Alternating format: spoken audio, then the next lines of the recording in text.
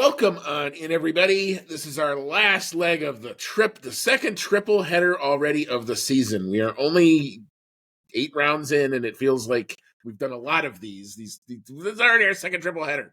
This is crazy, but welcome on in. This is season 7, episode number 17 of the Outlap F1 podcast. This is where, according to a lot of people, this is where maybe the season could turn. Maybe. We'll see. It's our 2025 Spanish GP preview show. You've got Andy, and I'm along with Cody tonight. Cody, how's it hanging on it's starting to feel like spring, summer-ish around here, maybe. We're getting there. Yeah, I can't really decide. Some days I go out and I'm like, oh, it's going to be a great day. And other days I go out and I'm like, man, it's still freaking cold. But yeah, I'm not going to lie. It's been a long, somewhat stressful week. I am looking very much forward to the weekend and just doing some normal things like cooking nice dinner and cleaning the house and enjoying some Formula One. Yeah, it's going to be an interesting. I'm going to have a bit of an F1 watching adventure. I am bringing my mobile internet up to the Northwoods of Wisconsin.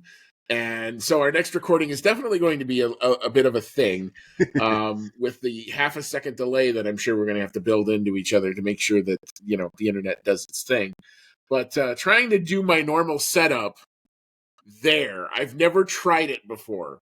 The one other time that I got close, I actually kind of chickened out and stayed in a hotel so I could watch the race. And then drove the rest of the way up Sunday morning after the race ended. So you're gonna be putting a lot of toll on your poor Wi-Fi with all those screens. Well, the good news is the cell tower is literally right next door. That's the great news, is that I'm going to have perfect reception. But I pay a good chunk of money for the unlimited plan, so we're gonna give that thing a workout. It's gonna be like on fire by the end of the race. I have a funny feeling. But anyway, if you have found our show, welcome along. As always, you can find us on Blue Sky, on X, on Instagram, sometimes on Discord, sometimes on Reddit, sometimes on YouTube. Well, a lot of times on YouTube. At Outlap F1 Podcast is the handle for all of those places. If you enjoy what you are watching and you enjoy what you're hearing and you like the analysis and what we bring, do us a solid. If you're on YouTube, click the like or the subscribe button. If you're on your favorite podcasting app and you're listening to us that way, that's perfectly legitimate. You get the lovely edited, better, maybe slightly better sounding podcast because I have a chance to kind of clean it up a little bit. But you can leave us a 5-star review. We would love that as well. What does all that do? It just helps our stuff come up a little bit better in F1-related search results for people who are looking for content like this. So if you'd like to do that, we would be most appreciative of it. You can email the show as always, outlapf1@gmail.com. We'll get your comments to us. Thank you so much to Outlap F1 Nation, who continues to step up and continues to support the show.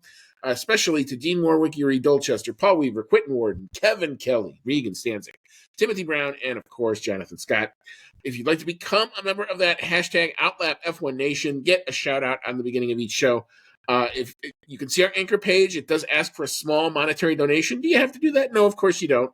But if you'd like to do that, what that will do is help us put money back into the show and allow us to keep this lovely recording platform up and going and keep our technology relevant as like mobile internet for recording in the middle of the Northwoods of Wisconsin and all that other sorts of good stuff. So, that's what it's going to goes into stuff like that to try to keep us online and on the air and all that other good stuff for you.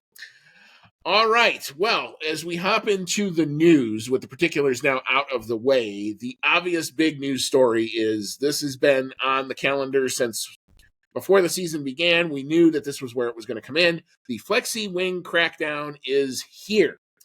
The original FIA technical regulations used to state that when 100 kilogram of load is applied symmetrically to both sides of the car, the wing's vertical deflection must be no greater than 15 millimeters. When the load is only applied to one side, the vertical deflection must be no more than 20 millimeters. Starting this weekend in Spain, those tolerances have been brought down to 10 millimeters, so with the equal load, and 15 millimeters to the one-side load, respectively. The FIA has also reduced the tolerance for the flexing of the front wing flap from 5 millimeters to 3 millimeters under a 6 kilogram load test. So we're probably going to see a whole bunch of new rear wing or new front wing and new front wing on all of the update and upgrade reports when those come out, probably right before FP1 starts tomorrow. So, Cody, what's your thought on all this? Is this the game changer that everyone thinks it's going to be, or is it just going to be all the wings now do a little bit less flexing? What's your thought? It's tough to say at this point, but with how close the cars are to each other at this point, with how close they are in single lap pace, and even over the course of a race distance, a lot of the time at this point, any little change can make a big difference because, we're seeing like top 5 cars in qualifying separated by nothing at times. So if there is one car that is getting a bigger benefit from the flexi wings than the others, and suddenly they don't have as much of an advantage there anymore, we might see a little bit of a change to the pecking order. Now, it's crazy to me that the amount of dimensional change in the allowances here is so small. Like it's 5 millimeters.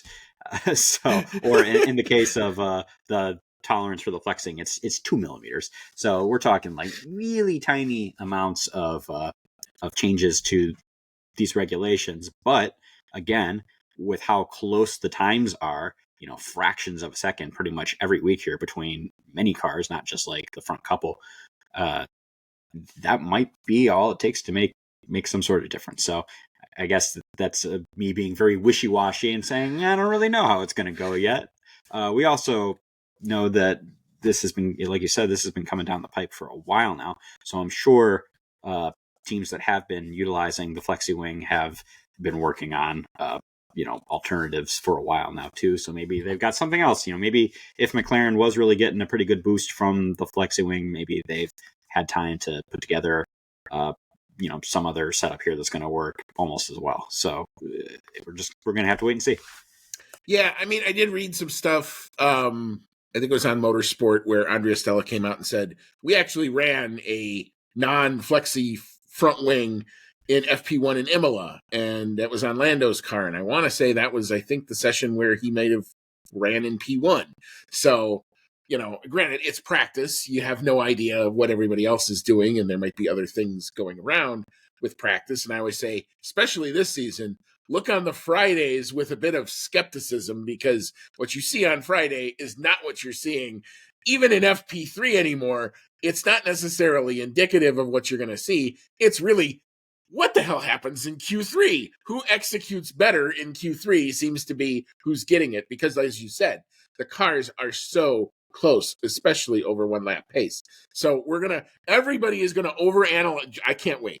Everyone is going to overanalyze every bit of the practice session and say, well, okay, if Lando and Oscar show up and they're like 5th and 6th in a session, I'm literally closing my computer and I'm staying off of social media. I'm not going to read any of it because it's just going to get crazy. Unless that happens in qualifying, right? I won't really think it made that big a difference. And even if it does happen in qualifying, you don't know, just one time out, you don't know if it's the track characteristics that's just maybe not agreeing with one car over another. Like, you really need a bigger sample size, right, to know if it has made a huge difference or not. And it is, It's only one little part of the car too. I doubt this is like the magic potion that has made the McLaren work so well. They've probably got just a great overall design. Maybe they might be slightly less efficient if this was, a big part of what they were doing, but I don't think it's going to like knock them way down the order or anything. If anything, they just might be getting a little more competition from Max or, Mercedes or even Ferrari, if Ferrari has, brought upgrades. Yeah, I mean, what would concern me is if both Lando and Oscar are both at the same time on the same like simulated run or whatever it is, complaining about bouncing. That would annoy me, because the whole thing with the flexi wing is supposed to be, that's what's taking the force of what you were seeing with the bouncing. So the teams that went big into the flexi wings, that's how they cured the bouncing problem when the cars got as fast as they did under this regulation. So if I heard that, then I would think, oh, okay, something's off kilter. They're going to have to come up with some other way to get to the same downforce level and mitigate the bouncing. If they're not talking about bouncing and it's just a little bit slower, a little bit here, I'm not going to be too super worried about it. I think because they knew this was coming, everybody knew that this was coming. It's not like they got sprung on you 4 weeks into the season. So I don't think this is going to be the ultimate game changer. Is it going to be a talking point? Absolutely. Is it something to talk about? Absolutely. That's why we're talking about it. But bigger than anything, the biggest impact I think this would have is if it makes the car feel different to the driver. So if Lando and Oscar have gotten used to how the car feels so far, and admittedly, Oscar's had a better time with the car as is than Lando so far, but yeah, these cars are so sensitive. Little changes can make the car feel great or awful. So that would be the biggest thing, is maybe the car is still really fast, but it gets a little harder to unlock that pace. The drivers aren't quite as comfortable with what they're feeling underneath them. That I think would have a bigger impact than just like the raw speed change from these, more stringent regulations. Yeah. And I'm just going to say, I don't think you're not going to get any answers until after qualifying on Saturday. That's going to be your first actual data point, because regardless of who went into the qualifying feeling good or feeling not good, we've seen it so many times already this season, like where Red Bull is nowhere on Friday and they magically put whoever, I think it's Sebastian Buemi into the simulator for 16 hours, and he comes out and he's got the magical setup that only works for Max. And when his teammate be damned. But and you've seen sometimes, at places where, the McLarens don't look as good in the opening couple practices, but then they can rally, going from Friday to Saturday too. Same thing with Mercedes. We've seen that with Ferrari, has been able to do that at certain tracks too. So again, I'm not going to take anything for granted when it comes to the practices. I'm only really going to look at what happens in actual qualifying, and let's see who executes there. All right. So that's the Flexi Wing. That's the actual technical specification of the Flexi Wing, and we will see how that plays out this weekend. Another story that came out, it is now kind of understood, at least by motorsport.com, what the actual Max Verstappen exit clause that's been bandied about, if he's not in the top 3 or 4 or something, could he trigger an exit clause? And we've seen the rumors where Max has been talking to Toto Wolff and potentially a lateral move from Red Bull to Mercedes. And Toto Wolff has come out and said, well, why wouldn't you talk to Max Verstappen? He's the current world champion, and that would be the right thing to do. Well, it doesn't look like it's going to happen, at least for 2026, because the clause, looks like it's come to light, would only apply if Max was outside of the top 4 by the Austrian Grand Prix. And currently, he's 57 points clear of 4th place. So Max would have to score no points, and Charles Leclerc, what? 57 points clear of 5th place, I think, which is 5th place. I'm sorry. That's correct. How far you have to be correct. Down, right? Yeah, I'm sorry. He would have to drop 57 points to Charles Leclerc, who would have to basically win the next 3 races to pretty much get there. So it's really unlikely at this point that the exit clause could be even triggered, and it definitely looks like Max Verstappen will be continuing to drive for Red Bull in 2026. Cody, I imagine this gives you a bit of calm that you kind of know at least the short-term future of your favorite driver and where he's going to be racing next year. But what's your thought? Yeah, I think Max will probably succeed no matter what team he's in, but I've always been a big fan of Red Bull pretty much for as long as I've been interested in the sport. So having my favorite driver at my favorite team is a match made in heaven, and I would prefer very much that he stays there. So yeah, it is nice that it looks like he's not going to be taken like a backdoor out. The team is doing enough to support him right now that there's no verbiage in his contract, it seems, for him to get out. I'd actually originally heard that, through the rumor mill, that this might have even been more stringent. There's been talks for a while of this potential clause in the contract being there, but originally I was hearing that it could have been as stringent as outside of the top 2 in the points, which would have been pretty crazy.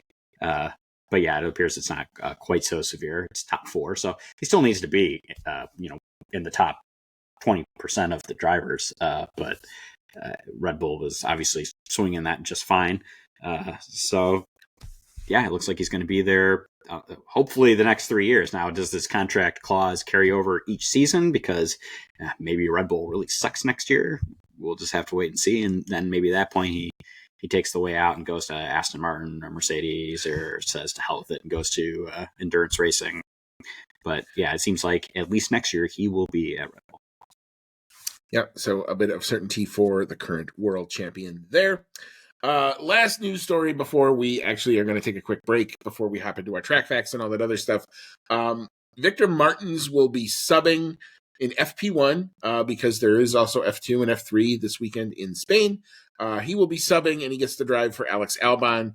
So, it's always kind of interesting when we see a less experienced driver getting a more experienced driver's seat, and what that does kind of for the overall of the weekend. Does it hurt Albon a little bit? This could be a pretty critical weekend for Williams. You would think, given the characteristics of their car, given the characteristics of this track, would probably show pretty good here. And given the fact that, that car can sometimes be on a knife edge, we've seen it crash, we've seen it do really well. It's kind of an odd timing to kind of have it kind of really at this point of the season. You almost would expect these things to happen later on in the season. But Cody, what's your take on, is this just a great opportunity for Victor Martins, or do you think it's going to hurt Alex Albon enough, or at all, if at all? But what's your thought? Nah, I don't think it's going to particularly hurt him. I think, they've got Carlos Sainz in the other car. So if there's any, hiccups endemic to that car at this track, I think they're going to be able to work out the kinks from Sainz. And I do think it's a good opportunity for Victor Martins. He is a pretty experienced driver, at least in, the junior formulas. He's had a lot of success there. So I think it is really good for him to be getting that pre-practice in Formula One, get to show his stuff a little bit. And from what we've seen from rookie drivers over the last 2 seasons, you never know. He might end up in Formula One sooner than we think. I don't particularly think, though, missing out on the one practice session is going to really hurt Albon too much. He's still got 2 more to make it up, and got lots of experience at this track over the years. So I think he'll do just fine. Yeah, so long as the car comes back to Williams in one piece, I think everything will be fine. Yes, that is the big thing. Even though he is experienced in junior formula, you never know what's going to happen that first time in the F1 car, and if he completely craters it into the wall, that's not going to be fun for everyone who's got to try to patch that back together in time for FP2. Yeah, exactly. But it's something we will keep our eye on as, of course, the weekend progresses as well. All right. Well, not a huge ton of news between Monaco and here because, like I said, this is the last leg of our triple header. So we're going to take a quick break. We'll re-rack real quick. We're going to come back. We're going to get into our track facts. We're going to talk about the venue. It's one of the few last times we may be here this year and maybe next year, and that might do it for a while for the Circuit de Catalunya. We'll tell you about all of the details with that track and why it is as good of a test track as it is. We'll talk about the weather. The weather is definitely going to play a factor, not necessarily because of the rain. The temperatures are going to be a factor this weekend, so we'll talk about that. And then we're going to hop into our predictions, try to figure out what we think is going to happen over the course of this weekend. And we'll finally wrap it up by telling you when and where to watch your F1 this weekend. Where can you find all the sessions? Where do you need to tune into to catch the action as this last leg of the triple header and this potentially inflection point in the season weekend kicks off. So come on back. We'll hop into it in just a little bit.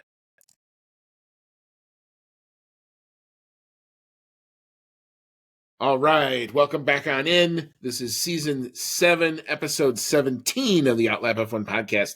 It's our 2025 Spanish GP preview. You've got Andy and I'm along with Cody tonight, and we just talked a little bit about the news that happened between Monaco and here, and now we're going to hop into our Grand Prix weekend proper, and we start, as we always are apt to do, with our Spanish GP track facts brought to us by the good folks at Pirelli Motorsport. So, Cody, as always, tell us about the Circuit de Barcelona, Catalunya.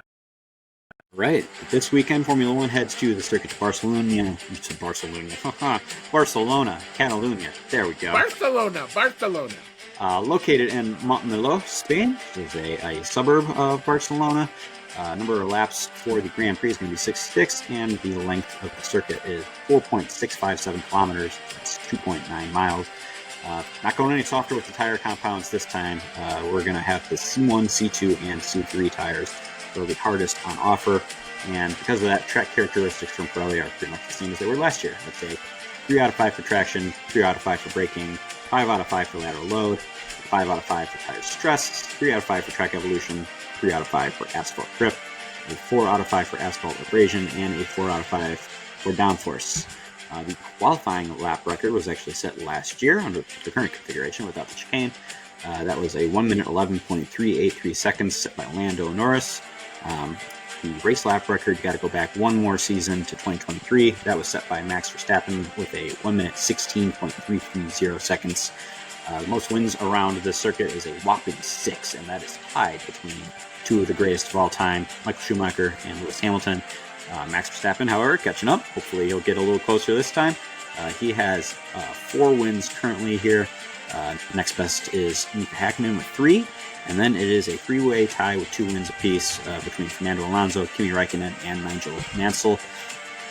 Most constructor wins here is going to go to Ferrari at 8, Mercedes with 7, Williams with 6, also tied with Red Bull, which currently is at 6. 4 for McLaren, and then all the way down to 1 win with Renault. What's the circuit like? All right. Well, it's either a love-hate relationship, because sometimes the drivers love it because they pound around a lot of time in testing, and sometimes they hate it because they know it probably way too well, and there's not a whole lot of chances for overtaking. But the track is a good mix of high and low speed corners with the challenging turn 3 right-hander, a great chance to evaluate the balance of your car that your team's designers have given you to fight with over the course of the season, especially with the flexi wing thing coming in. I would imagine you might see some aero rakes and a whole lot of aero correlation happening, especially in FP1 this year. As for the weather, and I believe definitely that the weather is going to play a factor. Good news is you're not going to need the rain tire. It's going to be very, very sunny. It's going to be very hot. That's the problem. The highs are going to be near 85, so very, very, very, very toasty. Winds out of the southeast at 10 to 15 for qualifying. A scant 5% chance of rain. I don't think we're going to see the rain tire. As for the race, again, sunny with a few clouds, high of 86, so even a bit hotter there. Winds out of the southwest, different direction this time, at 10 to 15. So, again, a scant 5% chance of rain according to the weather app that we were using. But it's the classic test track as you got it.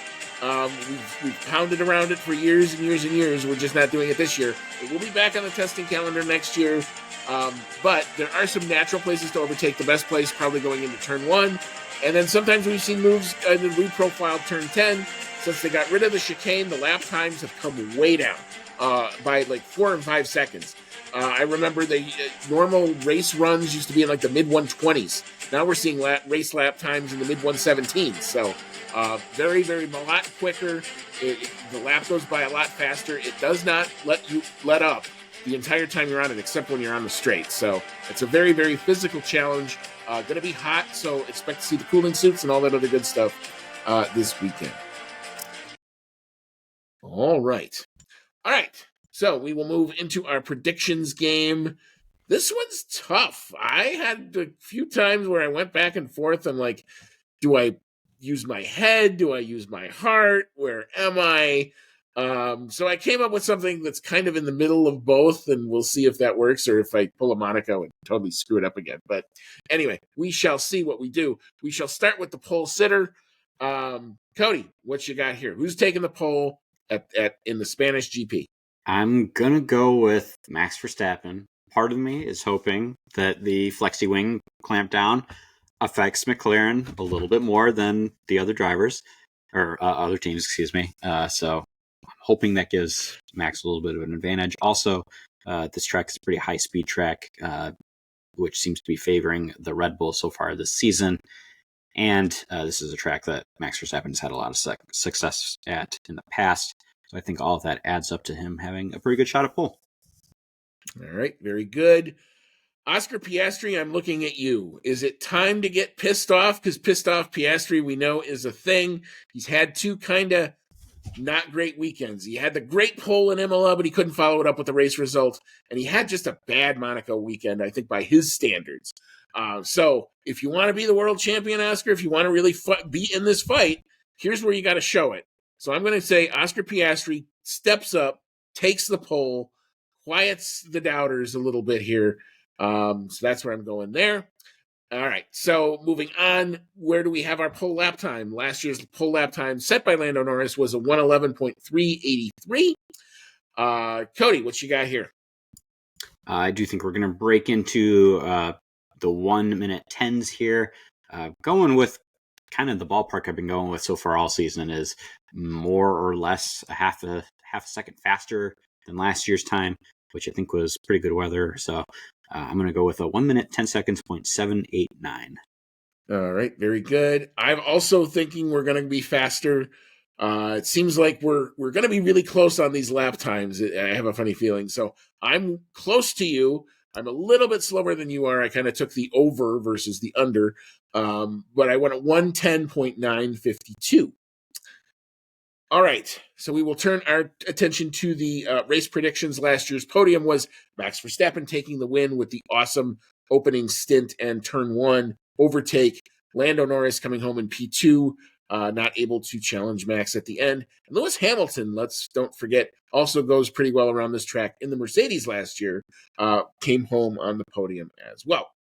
All right, I'll go first with the podium. If I'm saying that this is the Oscar Piastri where we see the pissed off version, I got to be consistent here. So I got Oscar Piastri taking the win. I do think Max Verstappen is going to be a thorn in the proverbial McLaren side all weekend. I don't think he's going anywhere. I've got him coming home in P2. I think it's going to be close. I don't think it's going to be a multiple second thing. It may be one of those 2-3 second final things coming down to the end type of races. And I've got Lando Norris still being in the game, but I don't know that this is the track that on race pace suits him the best. I'm just thinking he might qualify good. He may be in like P2 for qualifying, but I don't know if he's going to hold it in the race. I want to see it, Lando. I really do. But you gotta be a little headstrong here. So I've got him coming home in P3. Cody, what you got for your race podium? Definitely some different stuff going on for my predictions. Now, I will admit that there is a certain amount of hope going into this podium prediction because I'm really hoping that Max can really close up the gap to Piastri. Is hanging out at one race's worth of points distance. I'm sure he could close that up over many races, but I'd like to see it happen a little faster. So, kind of going on vibes here. I got Max Verstappen taking the win, which, if he's able to get pole, he's been competing for wins most races this season, so I don't think that's too far out there. Also, Lando Norris coming off of his Monaco win, probably got a big boost to his confidence. I think he's looking like he's right back in that championship hunt, so I think that's going to carry into this race, and I do think Lando Norris is going to take P2. And then, for some reason, I've got a feeling that Oscar Piastri is just going to maybe not perform quite as well this weekend. I know this sounds very strange because he's performed great at just about every race, at pretty much every race this season. But if there's anything that's going to throw him off of his game, it's going to be the fact there's going to be differences to the car now. We don't know how much difference that's going to make just yet, but I think he's going to not be on the podium this time out. So I've got that podium slot, the last one being filled up by Charles Leclerc. Ferrari race pace could be a thing. That's definitely a possibility there. I've been saying that for weeks now. All right. So we'll get into who do we think is going to be the fastest lap time and who is going to set that fastest lap time. The 2024 fastest lap was 117.115 set by Lando Norris in his pursuit of Max Verstappen that he couldn't quite get there. I'll go first on this one. I'm going to give this one again. If I'm tripling down. I got faith in Mr. Piastri here. I think he's going to probably get the fastest lap, even though he won't get the point for it. I've got a 117.387 for my lap time. Cody, what's your thought on the fastest lap and the driver? I do think that the angry Oscar Piastri is going to come into play here. So if something happens like my vibes are saying and he ends up down the order, he has shown several times this year that he can really fight back from that. So I think that if that happens, we're going to see Oscar on a mission, and he's going to set fastest lap. And I think it's going to be a really good one. I think we're going to actually be in the 116s here, like we saw in Woo. 2023. It's going to be a 1 minute 16.427. All right. All right, so we will move into our bonus picks, and you've selected P4, P5, and P6, which I like because it makes this very, very interesting. Trying to predict the top six. How well have we done this? Not well, but we'll see. Maybe this is the weekend where that'll change. I'll let you go first, Cody. What you got here for bonus picks? Now, I didn't have Piastri on the podium, but I don't have him far off of it. I've got Piastri in 4th place. I've got George Russell in 5th place. He's been, pretty much had his name on anything from P2 to P5 so far this year. I think that with how hot it is, it's probably not going to be Mercedes' best weekend. They seem to have been better on the colder race weekends. So I think he's going to be in 5th. So not too bad. And then I think it is going to be another really good weekend for Alex Albon. I've got him coming in P6. All right, very good. I've kind of flip-flopped a little bit with you here. I've got Charles Leclerc coming in P4. I do think Ferrari race pace is definitely going to be a thing. I think they will have to claw through the field a little bit. I don't know that they're going to qualify so great here. George Russell, I do have coming home in P5, probably because I think that's probably where the car is kind of limited. I do think because it's going to be so hot. I don't see them being right on the heels of the top 2 teams here as much. I think this next stretch is going to they're going to come back to earth a little bit. I don't think you're going to see really good Mercedes unless Austria gets cold or wet until Silverstone, which I know there's a lot of Mercedes fans out there that probably don't want to hear that, but I just think this is the part of the season where the sun is going to be out. It's going to be hot. So unless it's wet, which is not supposed to be here, I don't see Mercedes really being on form. Perhaps they will prove me wrong. But for P6, I've got Lewis Hamilton coming in there as well. I do think he's still behind his teammate a little bit in acclimating to the car. I think he'll have a decent result. He'll have a decent day, but I don't think it's up to where he would want to be. And the Ferrari fans will continue to go crazy and call for Fred Vasseurs' head after this race. All right, so moving on, our prop bet. This was an interesting one. I did not expect this when I opened the document, but Cody, you said how many McLarens are going to be on the podium? I think we already kind of told you. I've got both of them. I think we're going to have a double podium. I think it's going to be pretty much, other than Max, I don't see anybody else really getting into the arena of a race win yet. I may be proven wrong by that. We'll see if this Flexi Wing thing, what it does. But Cody, I can see what you've got because you've already kind of predicted your podium. What you got? Yeah, I figured this could have been my chance to hedge my bet here a little bit. And, with my crazy Oscar not on the podium prediction. I did not hedge my bet, though. I do have it matched up with my podium of only one McLaren on the podium. So I'm doubling down here. Maybe something crazy will happen, and there will be no McLarens on the podium, and then we're going to both be flabbergasted and have a lot to talk about. That's true. I will have plenty to talk about. I will either be lighting somebody on fire, or lighting the team on fire, or lighting an opponent on fire. Somebody's getting lit on fire if that happens. Let's put it that way. So you won't want to miss the review if that ends up happening, because if my hat goes flying in northern Wisconsin, I don't know if I'm getting it back. Let's put it that way. But when and where can you watch your Formula One this weekend? FP1, which we'll see how revealing all of these practices are, but that kicks off 7:25 a.m. Eastern, bright and early. These are also kind of your standard European times. ESPN Family of Networks, and of course F1 TV, if you are subscribed to that, are your places to watch if you are within the US of A. So 7:25 a.m. Eastern, ESPN2. So 6:25 a.m. Eastern. Ooh, that's a bit early. FP2 kicks off 10:55 a.m. Eastern. That's on ESPN2. FP3, this is the bad one. 5:30 a.m. wake up for me on Saturday. Woo, that's gonna be fun. ESPN, 6:25 a.m. Eastern. Again, ESPN2 is your home for all of that. Critical qualifying kicks off 9:55 a.m. Eastern. That's on ESPN2. And the race itself will be on Big ESPN main channel. The pre-race kicks off 7:30 a.m. Eastern, with the main race kicking off at 8:55 a.m. Eastern as well on ESPN2 or on ESPN main channel. If you want to try and if you don't have F1 TV and you want to get some of the onboards, if you have ESPN Plus, there are going to be some selected onboards available to that, so you can try to match up your stream that way. Which I would highly recommend, because I think it gives you a whole lot of other perspective as to what's going on when you're listening to the different radio calls, especially when they get close to the pit stops. But again, you take in your F1 as you like. I'm just giving you what I do. But anyway, Cody, any final thoughts as we hop into probably going to be a very, very interesting weekend? It's going to have a lot of eyes on it for sure. It's definitely going to have a lot of eyes on it. In fact, I'm actually ready to be thoroughly entertained by just how extreme the over-analysis gets during the practice sessions, like you were talking about before. We're going to see so many camera shots of like, oh, is the wing actually flexing? Do they actually try to find some way around it? Arrows, lots of arrows. Yeah, lots of arrows, lots of close-ups. It's going to be a fun one. If anything, just for that. Occasionally, the Spanish Grand Prix has been a bit of a snoozer, but I think this one's going to be fun. It's just another gut feeling.